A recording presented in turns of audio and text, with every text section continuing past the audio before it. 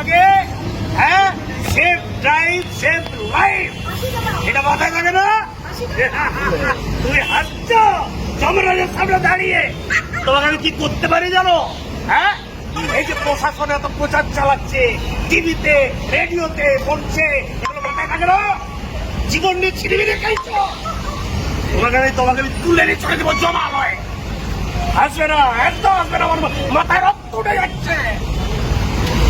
এই গাড়ি কাগজ পত্র আছে, এই তুমি মদ খেয়েছ, মদ খেয়েছ, দেখে দেখে দেখে কি শাস্ত্র তোমার তুমি জানো? হ্যাঁ, দেখেছো এখানে দেখেছো প্রশাসনের সমস্ত কর্মকর্তারা রয়েছে, ভয় লাগছে না? আমি যমরাজ, আমি কিন্তু তোমাকে নিয়ে যাবো।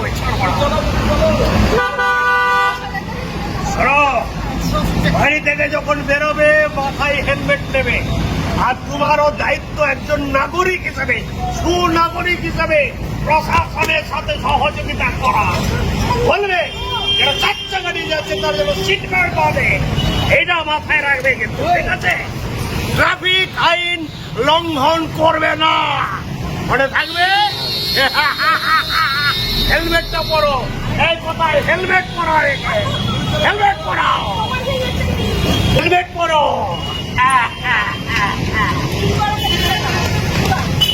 এবার যাও।